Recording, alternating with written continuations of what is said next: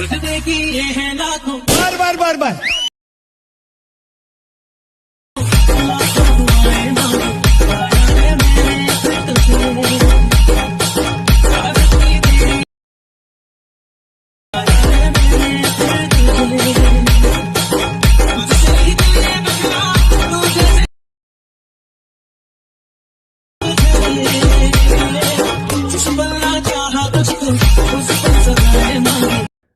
नमस्कार मित्रांनो, तर आजच्या व्हिडिओमध्ये मी तुम्हाला सांगणार आहे की तुम्ही जो आता इंट्रोला स्टेटस बघितला का नाही तो तुम्ही अलाइट मोशन ॲपमधून कसा क्रिएट करणार. तर चला व्हिडिओला सुरुवात करा. व्हिडिओला सुरुवात करण्याआधी चॅनलला सबस्क्राईब नसेल केलं तर सबस्क्राईब करा आणि बेल आयकॉन प्रेस करा. आणि तुम्ही अजून माझ्या टेलिग्राम चॅनलला जॉईन नसेल केलं तर जॉईन करा. लिंक डिस्क्रिप्शनमध्ये आहे. तिथे मी व्हिडिओतले रॉ मटेरियल देत असतो. तिथे तुम्हाला व्हिडिओची लेटेस्ट अपडेट मिळत राहील. तर टेलिग्राम चॅनलची लिंक डिस्क्रिप्शनमध्ये आहे. टेलिग्राम चॅनलला जॉईन करा. आणि तुम्ही अजून माझे इन्स्टाला फॉलो नसेल केलं तर फॉलो करा. लिंक डिस्क्रिप्शनमध्ये आहे. तिथे मी डेमो व्हिडिओ देत असतो.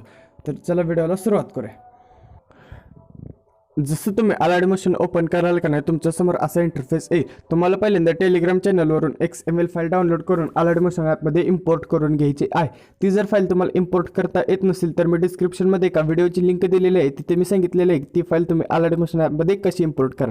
फाईल इम्पोर्ट झाल्यानंतर परत तुम्हाला प्रोजेक्टवर क्लिक करायचं आहे आणि त्या फाईल तुम्हाला वर दिसून जातील. परत तुम्हाला बिटमार्कची जी फाईल आहे ती ओपन करायची आहे. तर चला मी ती फाईल ओपन करून घेतो. फाईल काय अशा प्रकारचे फाईल ओपन झाल्यानंतर परत तुम्हाला प्लसवर क्लिक करायचं, इमेज आणि व्हिडिओवर क्लिक करायचं आणि मी जो बॅकग्राऊंड व्हिडिओ दिलेला आहे का नाही तो तुम्हाला ॲड करायचा आहे. तर चला मी तो बॅकग्राऊंड व्हिडिओ का नाही ॲड करून घेतो.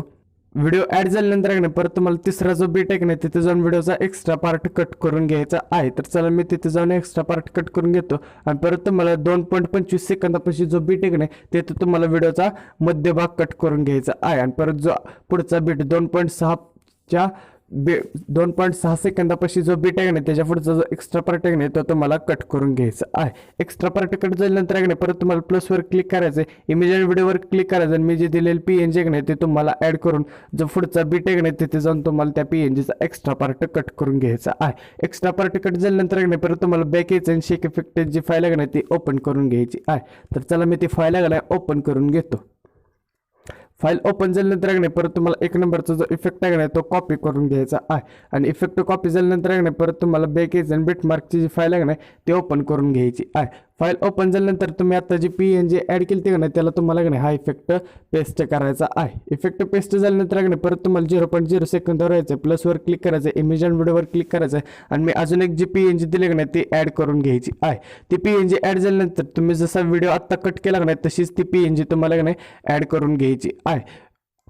PNG ॲड झाल्यानंतर परत तुम्हाला जो पुढचा बीट आहे 5.27 पर्यंतचा जो बीट आहे तिथे जायचं, तुम्हाला प्लसवर क्लिक करायचं, इमेज आणि व्हिडिओवर क्लिक करायचं आणि तुम्हाला जो फोटो आहे तो चूज करून घ्यायचा आहे. फोटो चूज झाल्यानंतर पुढचा जो फोटोचा एक्स्ट्रा पार्ट आहे पुढच्या बीटपासून तो कट करून घ्यायचा आहे.